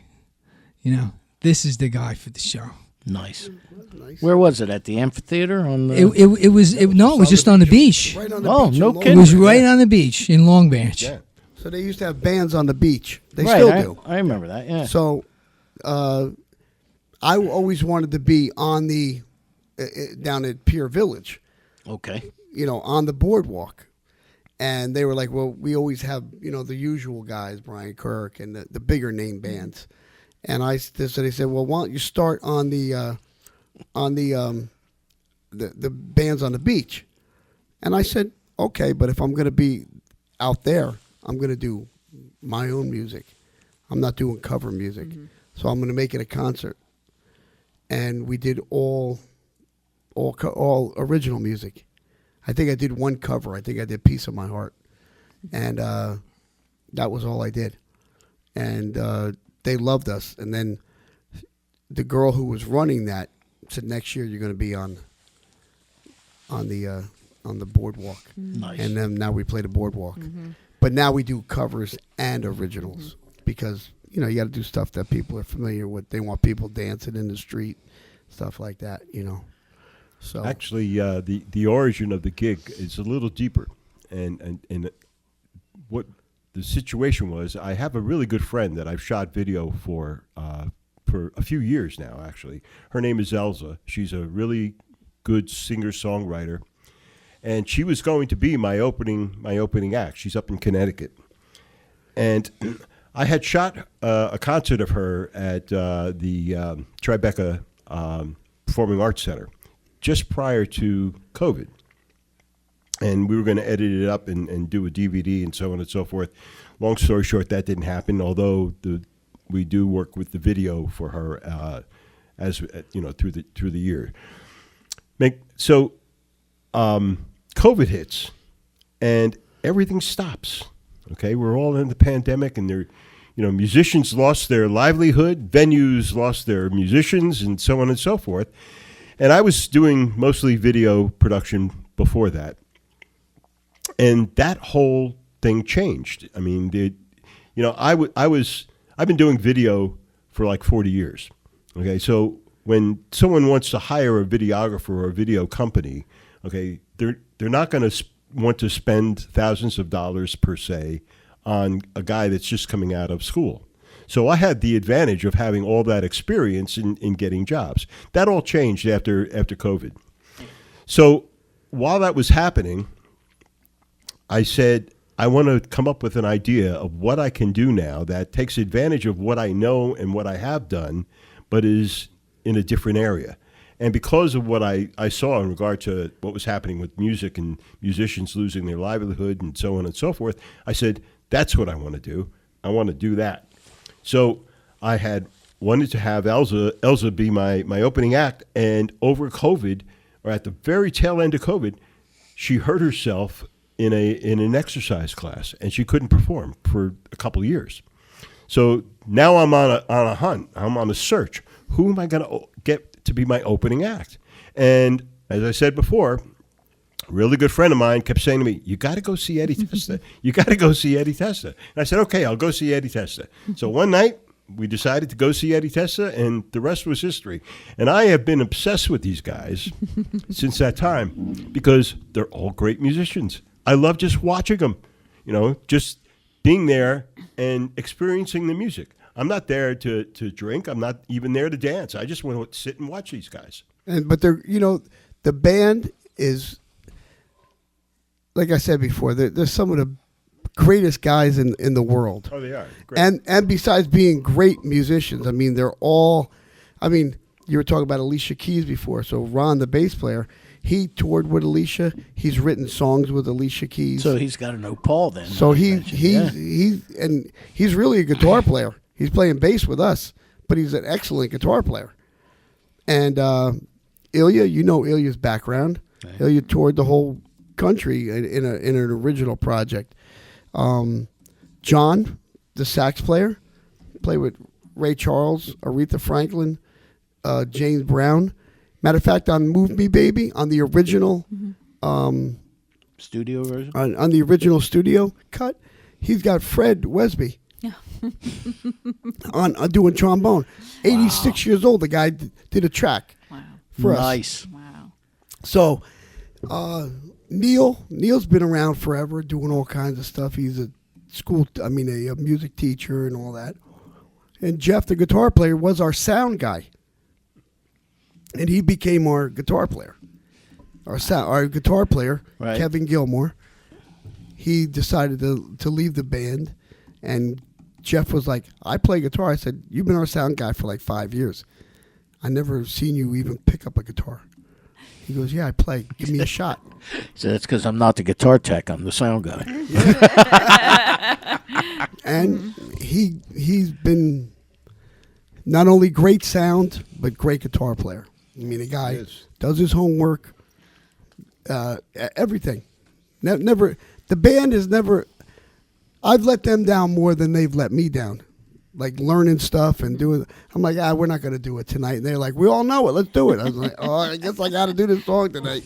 I asked Eddie one time when they rehearse, and what'd you say? We don't anymore.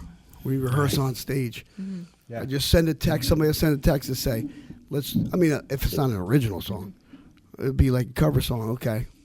Everybody learn it this week. We're going to play it Friday night. And we get up and play it. It's kind of funny. I got fired from a band for that. Really? Yep. I played drums for this guy for years, and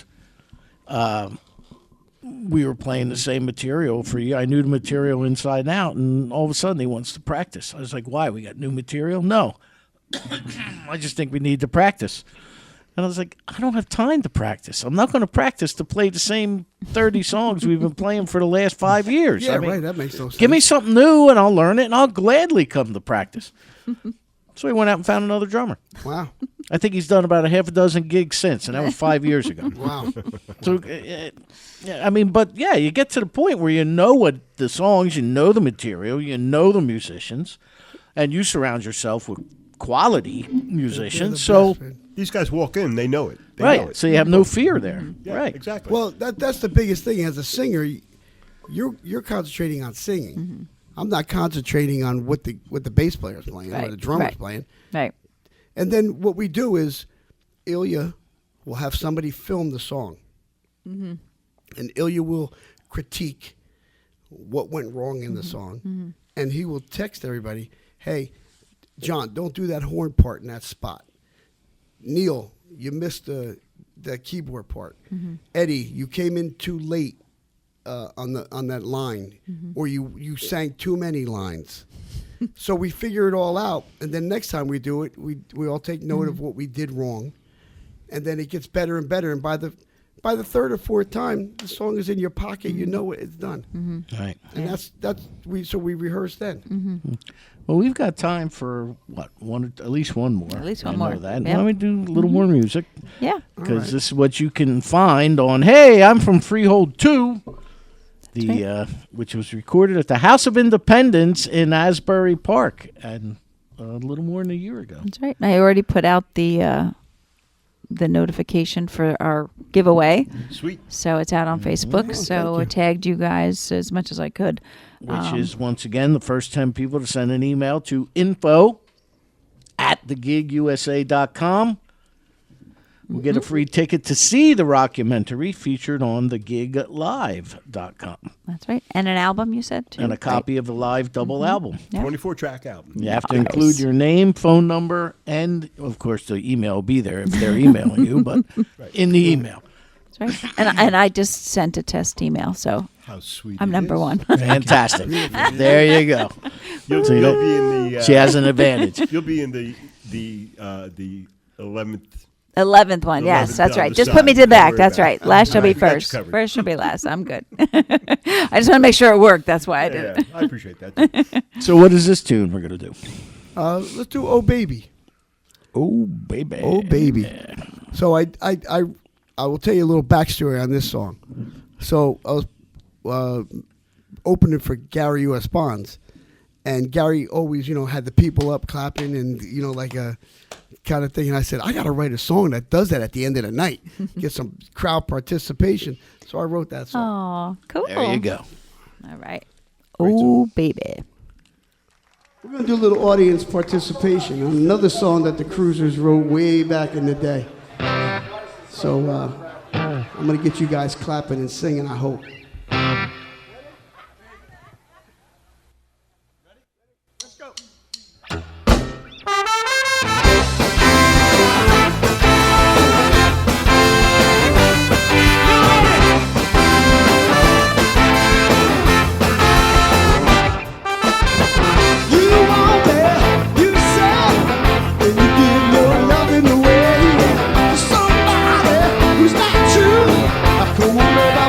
What you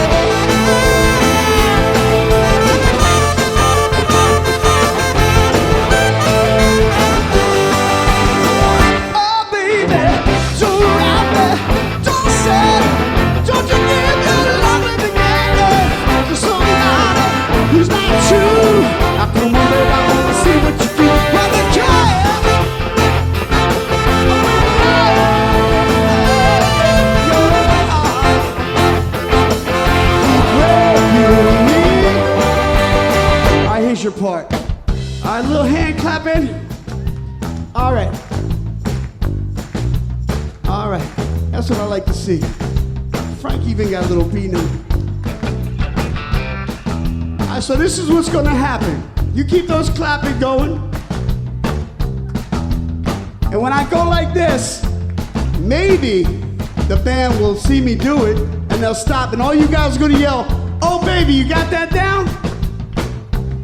All right, let's try it one time.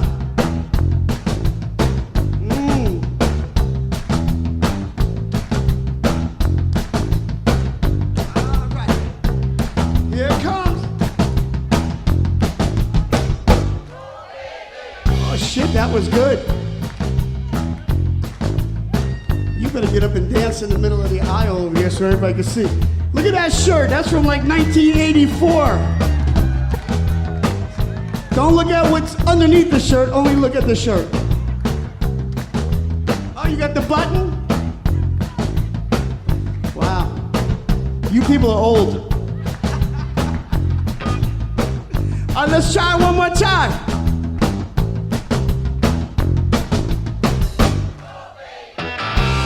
Oh, nice.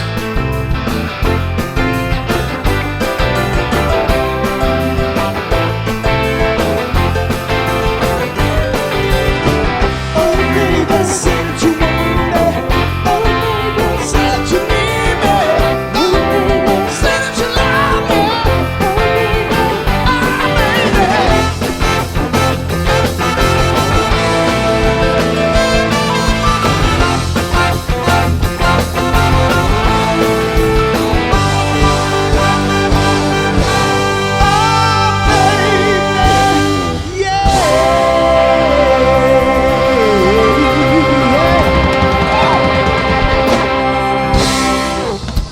Eddie Testa Band tonight. You heard some fun. great live tracks, which you can only hear where, Mr. Nick? On thegiglive.com. There you go. But also now on thegigusa.com.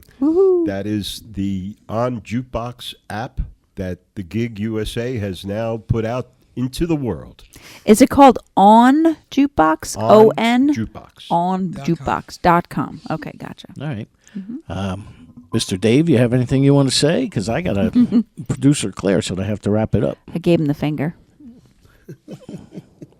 Yeah, I do want to say one thing. You know, you were talking about the quality of musicians that he was talking about that play with him. And they are so talented. And how many rehearsals did you have when you did this documentary? Can you talk about that? Maybe 5. Okay. And Maybe. it was incredible. Maybe 5. Because everybody couldn't make every rehearsal.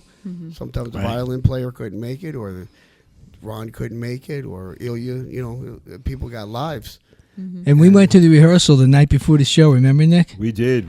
What a night that And- was. and- Because and I'm they're scratching my rehearsing. head going, is this going to come off? Yeah, and we're going, how are they going to do this tomorrow? And my God, Those what are a the best, show. because if it came out good, then you know. What a show. You always Like got to I have said, a bad It's rehearsal. like everything in the world. You know, you wish you made lefts when they made rights.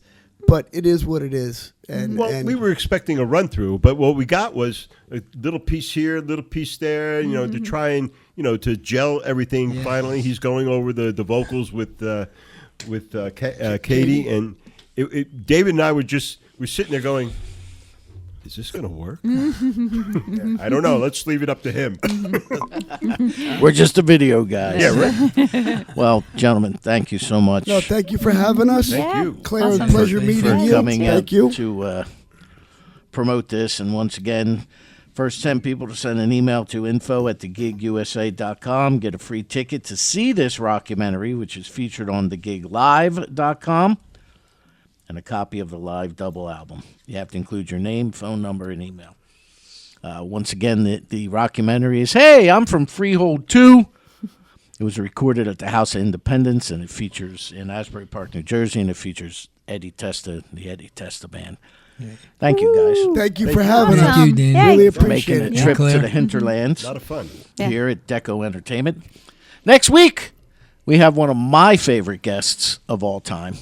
She played at the 10th anniversary party. Yes, she she did. is fantastic. She is Jenny Barnes. So that'll be next week Jenny on Barnes. Rock, all right? I've heard a lot about her. I haven't seen her yet. She's awesome. That is the first thing that comes out of anybody's mouth when you say the name Jenny Barnes. I love that woman. I love Jenny Barnes. They go to see her. I haven't seen her Oh, yet. she's She's a friend of fantastic. ours Yep. of the gigs. We're going to have her on Songfest. She has original tunes as well. Yes. And her band is very good. Oh, Yeah. her original They're songs excellent. are fantastic. Great song. great. Excellent. So, Yeah.